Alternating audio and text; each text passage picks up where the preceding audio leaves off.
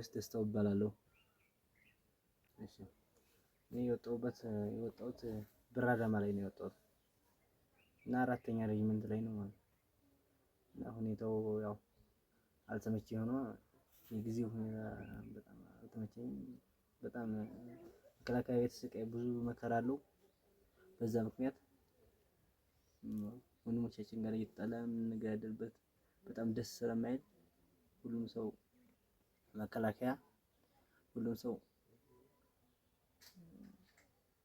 በቃ አለ አይደለ ስለተረዳው ሁኔታውን ስለ መከላከያ ሁኔታም ስለፋኖ ሁኔታም ስለተረዳ ምናምን ሁኔታውን በቃ የመንግስት ሁኔታ ጋርም እንዴት እንደሆነ በቃ የሚደረገው ሁኔታ ስለገባን በዛ ምክንያት ተረድተን ምናምን ከዚህ የሚባለው ወሬ ሀዛ ደግሞ በቃ መከላከያ ሲሄድ አካፋኑ ይገላችኋል ምናምን እንደዚህ ይባላል። ግን እዚህ ላይ ስናየው በጣም በእንክብካቤ ተንከባከባችሁ በደንብ አድርጋችሁ አስተናግዳችሁ ነው የምትሰዱን ማለት ነው። ሰራዊቱ በህዝብ ላይ እንጀራ እያበላችሁ ራሱ እንጀራ እያበላችሁ መርዝ ሰታ በቃ አለ አይደል ትገለናለች ምናምን እያሉ ሁላ እንጀራ እየበላ የኛ ሰው ምስኪን ነው አይደለ? አማራ ክልል ያበላን ያጠጣን ህዝባችን በጣም ቆንጆ ነው። ግን አልፎ አልፎ አንዳንዶች በቃ ብዙ ነገር የሚያደርጉት ነገር በጣም ከባድ ነው ማለት ነው። ህዝብ ይደበድባሉ። ህዝብ ዝም ብሎ አለ ንጹህ ዜጋ ምናምን ያው ሁሉም ነገር ሊቀሙ ይችላሉ ማለት ነው። ዝርፊያ አለ አይደለ? ቦታ ካገኙ ምናምን አልፎ አልፎ የሚዘርፉ ልጆች አሉ ማለት ነው። በቃ ቦታ ካገኘ ደህና ስልክ የሆነ ነገር ካገኘ አመራር ሳየው ያን እነዛ ደግሞ በቃ እንትን ይላሉ ማለት ነው። ይቀማሉ፣ ይደበድባሉ፣ ህዝብ ያሰቃያሉ። በጭራሽ በቃ ፋኖን ምናምን እያለ ጠጉር ያሳደገንም በጣም ይደበድባል ማለት ነው። ህግ ለማስከበር ሳይሆን አሁን ሲጀመር አሁን የኢትዮጵያዊነት የለም መከላከያ ቤት ማለት ነው። ከምር እኔ እንደማውቀው ከሆነ መከላከያ ቤት አሁን ኢትዮጵያዊነት የለም ለምትለኝ አሁን እንኳን ህግ ለማስከበር ለራሱ ጊዜያት ለራሱ ነው። አሁን ሁሉም ሰው ማለት አመራር ጨምሮ በቃ ለራሱ ጥቅም ነው ወይም ለራሱ እንትን ነው እንጂ ለሀገር አይደለም ማለት ነው። መከላከያ ላይ ማለት ነው። እና ደግሞ ተቋሙ ደግሞ አሁን በቃ አሁን ለመዋጋት ምናምን ፍላጎት ከምንም በላይ የሌለው ጦሩ ከምንም በላይ በቃ ሞራኑ ሰው ብዙ ነገር እንትን ስላለ ሁኔታው የሀገር ሁኔታው ምናምን ስለተበላሸ ብዙ ነገር እንደዚህ ስለተደረገ በዛ ምክንያት ምንድነው እንትን የላቸውም ማለት ነው። በቃ ሞራን የላቸውም፣ መዋጋት ምናምን የላቸውም፣ በቃ አቅም የላቸውም። ሲጀመር ዝም ብሎ አለ አይደል ግዴታ ሂድ ስትባል መከላከያ ነህ ግዴታ ሂድ ልትባል ትችላለህ። ሂድ ስትባል ያን ጊዜ ራሱ ሀዛ ቀጠና ሂዱ ተብለን ዝም ብለን አይደል ሌላ ቦታ ላይ ፍራስ ስጋት ስላለ ነው ስለማይሆን ነው ጉዳት ስለሚደርስ ማለት ነው። ከጦሩ ላይ የሚያስቡ አመራሮች ያለ አይደለ እነዛዎች በቃ ጉዳት ይደርሳል። የደሃ ልጅ ነው የሚጎዳ ወንድም ተወንድሙ ነው እየተዋጋን ያለን ብለው ምንድነው በቃ ከዛ ቦታ ከቀጠናው ከተሰጠነው ቀጠና ትተው ካልተሰጠነ ቀጠና ፋኖ ከሌለበት ቦታ ላይ ነው አሁን ግዳጅ በአብዛኛው የሚዋጡት ማለት ነው። አመራሮችን ማለት ለመስማማት ብሞክር እንደዚህ በቃ አይደለም ፖለቲካው ስለገባቸው ሁለመናው ነገር በቃ ስለገባቸው ነው መከላከያ ቤት እንደዚህ የሚደረግ ማለት ነው እንጂ አሁን የሚዋጋ ጦር የለም። አሁን እኛ ብራዳማ ሆነን ግን የኛ ቀጠናችን የት እንደሆነ ታውቃለህ? ቦታችን አብስከን ግን ቦታይቱ አቅም ስለሌለ ስለማይሆን ነው እንጂ ከወደ ላይ አካል የሚያቀናውን አብስከን እንዳለ ነው ማለት ነው። ግን መዋጋት አቅም የለም። ከዛ ላይ ደግሞ አመራሩም ደግሞ የዳህል እንዲጎዳበት አይፈልግም። ወንድም ተወንድሙ እንዲዋጋ የማይፈልግ አመራሮች አሉ ማለት ነው። ለዚህ ቢያንስ የአማራ ክልል ልጆች ብዙ ግዴታ ስለሆነባቸው ብዙ ስልጣን የያዘ ሰው ከዚህ ወጥቶ ሄዶም ድንገት ቢገኝ ብዙ አደጋ ሊደርስበት ይችላል።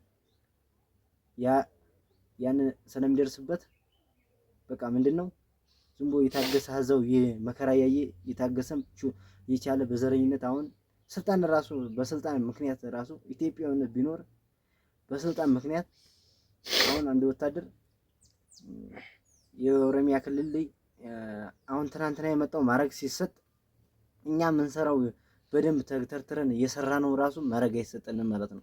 ጋንታ መሪ በቃ የመረጃና የመሃንዲስ ነው እና ምንድነው በቃ ማረግ የሚባለው ነገር ራሷን በዘርተኝነት ነው። አመራርነት የሚመደበው በዘርተኝነት ነው ማለት ነው።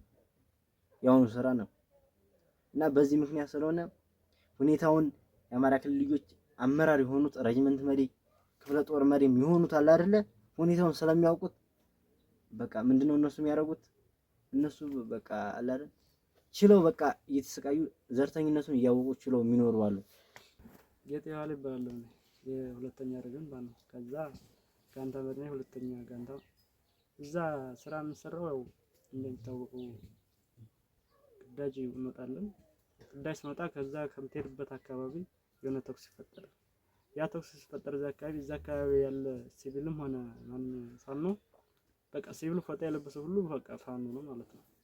እና እዛ አካባቢ ያው ተኩስ ተነሳ እዛ አካባቢ ብሎ እንደሚወድም የታወቀ ነው። ዘርፈን ብሎ ማንኛውም ነገር ማለት ነው። እዛ አካባቢ ቤትም ዝግ ከሆነ ያው ከተከፈተ አይነቀም ሰው ካለው ግን ተከፍቶ ተፈትሾ ማንኛውም ነገር ካለ ያው እንደሚነሳና እንደዛ አካባቢ ያለው እንደሚወድም የታወቀ ነው ማለት ነው። እና ጦሩ ላይ ያለው ችግር ይሄ ነው በቃ። እና ጦሩ ደግሞ አሁን በቃ እንትን እያለ ነው በቃ ግዴታ ሆኖበት ነው እንጂ ማለት ነው። እና እዚህ አካባቢ አሁን በቃ እንደምታየው ማለት ነው አሁን ትናንትና መሄዳል ዛሬ መመጣለኝ ነው። እና ጦሩ እንደዚህ ያለ አንዳንድ እያለ እንትን እያለ ነው ያለው ማለት ነው። ምክንያቱም ተማሮ ተሳቆ ነው ያለው ግዳጅ ስለሆነበት ብቻ ነው እሱ ይሄን ነገር እየፈጸመ ያለው ማለት ነው። ምንሻዎችን እኛም አንገድፋቸውም ሲጀመር እኛ ምንሻዎችን የምንጠቀማቸው ለመንገድና በቃ ለመንገድ መሪነት ብቻ ነው። እኛ ጋር ሳይሄድ እኮ ሌላ ሲጀመር ቂም በቀል እንደሚሰሩ ይታወቃል እነሱ። ለምሳሌ እዛ ግዳጅ ወጥቶ ከኛ ጋር ግዳጅ ሄደ አንድ ነገርና ያ ሰው ጋር ተጣልቶ ከሆነ ይሄ ፋኖ ነው ወይም ደግሞ የፋኖ ቤተሰብ ነው ብሎ ነው እሱ የሚናገረው። ከዛ ለመከላከያ እሺ መከላከያ ደግሞ ያን ሰውዬ ጠይቀዋል ህጋዊ መንገድ ጠይቆ ታራ እንደዚህ ብሎ ተረዳ በኋላ ያ ደግሞ አንተ ሸታ ምናምን ብሎ ምንሻው ማለት ነው እዛ ያን ሰውዬ ይደብድባል ምንሻ ራሱ። እና ምንሻ የሚሰራው ስራ ቂም በቀል ነው ሲጀመር አሁን እያደረገ ያለው ምንሻና ህጋዊ ስራ ይሰራል ለማፈልግ ጥርነፋ ምናምን ሲባል ወደ ማሰልጠኛ ሲያስገቡ ብቻም በፍላጎት የሚገባ የለም። አማራ ክልልም በለው ኦሮሚያ ክልልም በለው ምንሻ ነው እያስገባ ያለው ማለት ነው። እና ያ ምንሻ ጠርንፎ ይሄን ያህል በየቀበሌው ይሄን ያህል ሰው አስገብቻለሁ ሲል ለምንሻ የሚገባለት ብር አለ ማለት ነው። ስንት ከካቢኔ ይገባለታል 20 ሺህ ብር ሆነ 5 ሺህ ብር ሆነ እንጃ ስንት እንደሚገባለት ዞሮ ያገኛል።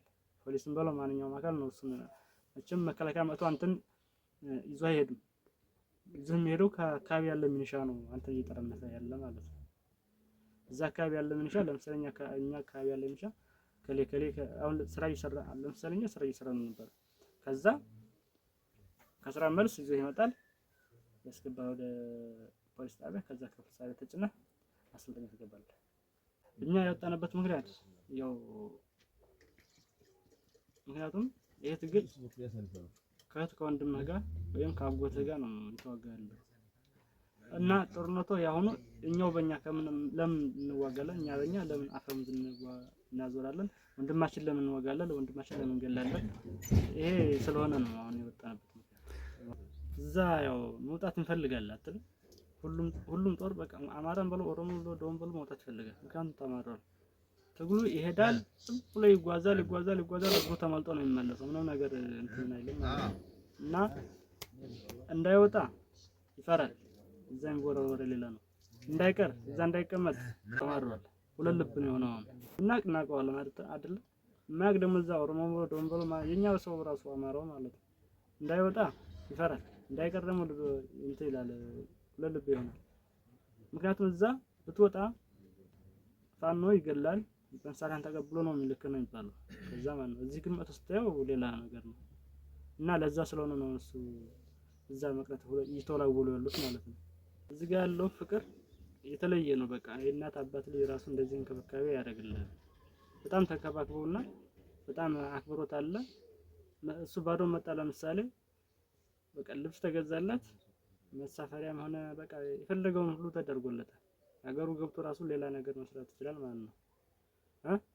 በጣም እና በርከት ያለ ገንዘብ ተሰጥቶ ለሱ ራሱ በቃ ልክ እንደኛ ማለት ነው መሳሪያ ገንዘብ እንትን እንዳለ እና የተደረገለት ነገር ይሄ ነው። ከኛም እንትን ብለን እሱን ያግዘን እንትን እያለ ነው ማለት ነው ለሱ ባዶውን ለመጣው ልጅ ቢያንስ ለእኔና ለእሱ 50 ተሰጥቶናል። መሳሪያ ይዘን ለመጣ ነው። ግን የሚወራው እንኳን 50 ሺህ ብር ቀርቶ 5 ሺህ ብር አይሰጥም ነው እዛ የሚወራው። ታችን ፍላጎት እኛ እንዳሰብነው ነው የሆነልን። እንደውም ከዛ በላይ ካሰብነው በላይ ማለት ነው የተደረገልን አድራጎት ይሄ። እኔ ወጣሁት በእንትን ነው ፊት ለመውጣት ያው ይገላሉ ያርዳሉ ይባል ነበር።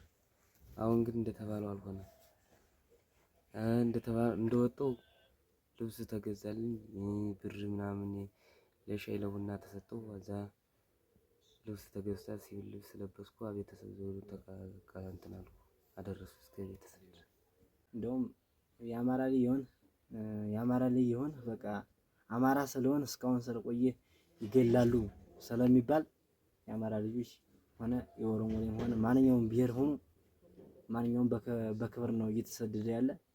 ብራችን በደንብ ተሰጠን በደንብ መታወቂያ አውጥተው እየሰደዳችሁን ስለሆነ በክብር ወንድም ተወንድሙ ከምን ኢትዮጵያዊ ጥቁር ህዝቦች ነና ጥቁር ህዝቦች እስከ ሰባነ ጊዜያት ማለት ብሔር አማራ ኦሮሞ ብሎ ያከፋፈለን ሊኖር ይችላል እና ግን ማንኛውም ሰው አሁን በአማራ ክልል ፋኖ ማንኛውም ብሔር ቢሆን አሁን በክብር እየሰደደ ስለሆነ እና እንዲወጡ ፍላጎት ያለው ሰው በቃ ፍላጎት ያለው ሰው በእኛ ተምሮ በእኛ እንዴት እንደሆነ ማለት ማንኛውም ሰው በቃ በእኛ ቢያንስ የኛ ፎቶን ያየ ሰው እኛን የሚያውቅ ሰው እንዴት እንደሆነ በእኛ ስልክም ደውሎ አገናኙ ብሎ የፋኖ ስልክ ባቅ እንኳን አገናኙ ብሎ አለ አይደል እንዲመጡ ፍላጎት ያለው ሰው በክብር እንትን እንዲመጡ እንፈልጋለን ነው።